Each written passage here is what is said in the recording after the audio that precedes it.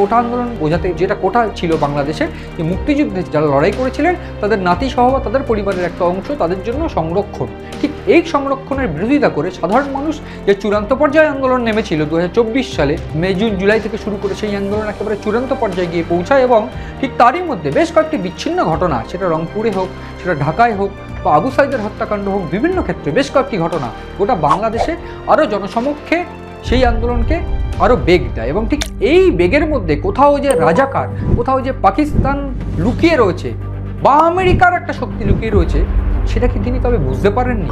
এই প্রশ্নটা উঠছে তার কারণ একেবারে খুব স্বাভাবিকভাবেই 2024-এর আগস্ট মাসের পর থেকে 8ই আগস্ট মোহাম্মদ ইউনূস যখন ক্ষমতা গ্রহণ করেন বা অন্তর্বর্তী সরকারের প্রধান হয়ে বসেন, ঠিক তখন একটা প্রশ্ন উঠতে শুরু করে যে এই সরকার কতটা বৈধ। কিন্তু সেই বৈধ অবৈধ সমস্ত প্রশ্ন কাটিয়ে যেটা দেখা গিয়েছিল যে শেখ হাসিনার বিরুদ্ধে গোটা বাংলাদেশ একজোট হয়ে গিয়েছিল এবং শুধু বাংলাদেশ নয়, বাংলাদেশের একটা অংশ, একাংশ বলা ভালো, একজোট হয়ে গিয়েছিল। কিন্তু এইখানেই প্রশ্ন যে ভারত বিদ্বেষ কেন? শেখ হাসিনার সময়কাল কি তার আগের সময়কাল কখনো এত ভারত বিদ্বেষ দেখা যায়নি যেটা বর্তমানে দেখা যাচ্ছে। 2024 সালের পর থেকে ভারতের নামে স্লোগান, ভারতের পণ্য বয়কট, ভারতের সঙ্গে ব্যবসায়িক চুক্তি থেকে শুরু করে বিভিন্ন ক্ষেত্রে ভারত বিরুদ্ধতা যে চরমে উঠেছে সেইটা কিন্তু একেবারে স্পষ্ট। সেটা কি কেবল শেখ হাসিনা পালিয়ে ভারতে এসেছেন সেই জন্য? শেখ হাসিনা পালিয়ে সুইডেনে যেতে পারতেন, আমেরিকায় যেতে পারতেন, কিন্তু সেফ সাইডে ঠিক সেই সময়ের জন্য একেবারে আপেক্ষিকভাবে তিনি ভারতে এসে আশ্রয় নিয়েছেন।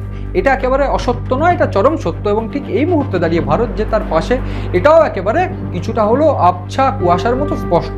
কিন্তু এইখানে দাঁড়িয়ে যে প্রশ্নটা উঠছে শুধু সেই কারণের জন্যই কি ভারত বিদ্বেষ? এই উত্তর কিন্তু একেবারে স্পষ্ট বা এই উত্তর একেবারে সহজ যে তা কিন্তু নয়। তার কারণ শেখ হাসিনার পতনের পর থেকে গোটা বাংলাদেশ জুড়ে যে হাওয়া ছড়িয়েছে সেটা শুধুমাত্র ভারত বিদ্বেষ বা বাংলাদেশের সাধারণ মানুষের বিদ্বেষ যে শেখ হাসিনা বাংলাদেশ থেকে পালিয়ে ভারত আছে তা কিন্তু নয়। তার কারণ বিভিন্ন ক্ষেত্রে পাকিস্তানের বিভিন্ন জঙ্গি সংগঠনরা আশ্রয় বাংলাদেশ দিয়েছে এই মুহূর্তে।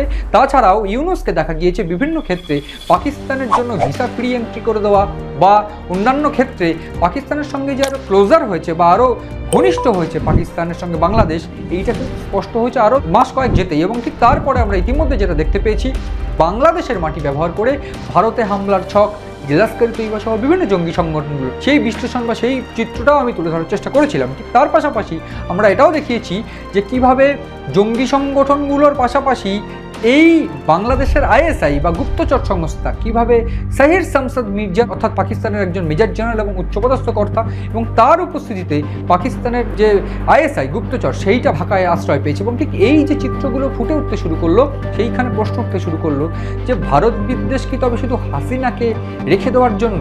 শুধু উত্তরটা কিন্তু তা নয় এবং এইখানে পরিষ্কার হয়ে যাচ্ছে আস্তে আস্তে যে এইখানে চিত্রটা আরও ভয়ানক যে গোটা বাংলাদেশ জুড়ে এই পাকিস্তানের বারবারন্ত 1975 সালেও ছিল। 1975 সালে যখন শেখ হাসিনা পরিবারকে হত্যা করা হয় সেই সময় পাকিস্তানের এই বিচ্ছিন্নতাবাদী সংগঠন বা পাকিস্তানের বিচ্ছিন্নতাবাদী আন্দোলন, পাকিস্তানপন্থী আন্দোলন, ঠিক তারপর আস্তে আস্তে বিভিন্নভাবে সেই আগুন ধিকি ধিকি করে জ্বলছিল। 2013 সালে যখন মানবতা বিরোধী অপরাধ, ঠিক সেই সময় শেখ হাসিনা বুঝতে পেরেছিলেন যে এই পাকিস্তানপন্থীদের কিন্তু কোনোভাবে ছাড়া যাবে না, তিনি ব্যবস্থাও করেছিলেন। কিন্তু কোথাও গিয়ে এইটাই বুমেরাং হয়ে গিয়েছিল নির্বাচনের জন্য। নির্বাচনটা কোথাও যদি সঠিক হতো, এই অভিযোগ যেখানে বারবার করে উঠছে সেক্ষেত্রে প্রশ্ন উঠছে বা বিশেষজ্ঞদের মত যে নির্বাচন প্রক্রিয়ায় যদি গলদ না থাকতো বা অভিযোগ না থাকতো সেক্ষেত্রে হয়তো এমন পরিণতি হতো না। যদিও এই গোটা কোটা আন্দোলন সহ বিভিন্ন ক্ষেত্রে বিদেশি যোগ আছে বলে পরিষ্কার করে দাবি করেছে শেখ হাসিনা। শেখ হাসিনার দাবি বা বিশেষজ্ঞদের যে দাবি, সেক্ষেত্রে পরিষ্কার যে সেন্ট মার্টিন দ্বীপ সেইটা আমেরিকা চেয়েছিল এবং সেইটা না দেওয়ার জন্যই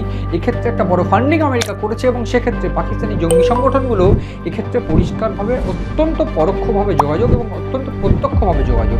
ফলে এই আন্দোলন, কোটা আন্দোলন, সেইটা প্রাথমিকভাবে কোটা নিয়ে থাকলেও, কোটা নিয়ে অভিযোগ থাকলেও ঠিক সেই সময় যখন সুপ্রিম কোর্ট যখন আগস্টের একেবারে শুরুতে কোটা প্রক্রিয়া তুলে দেয়, সুপ্রিম কোর্টের নির্দেশে কোটা প্রক্রিয়া উঠে যাওয়ার পরেও এই আন্দোলন এত বৃহত্তর আকার ধারণ করতো না যেখানে শেখ হাসিনাকে পালিয়ে যেতে বাধ্য করা হয়েছিল। ফলে সব মিলিয়ে এটা পরিষ্কার যে পাকিস্তানপন্থী হাওয়া বা আমেরিকার এই যে প্রভাব, তার সঙ্গে বর্তমানে যে চিত্রটা সেটা যদি একেবারে সমান্তরাল রাখা যায় বা ইকুইভ্যালেন্ট রাখা যায় তাহলে পরিষ্কার হয়ে যাবে যে এই আন্দোলন কিন্তু শুধুমাত্র কোটা আন্দোলন ছিল না এবং সেটা মিডল অফ টাইমে গিয়ে সেটা হাইজ্যাক হয়ে যায় এবং ঠিক সেই হাইজ্যাক হওয়ার পর পাকিস্তান এবং আমেরিকা এই গোটা ঘটনায় ইনভলভ হয় এবং আস্তে আস্তে শেখ হাসিনাকে সরিয়ে দেওয়ার একটা ব্যবস্থা করে এবং সেক্ষেত্রে এই দুটো দেশেরই কিন্তু আলটিমেট লাভ।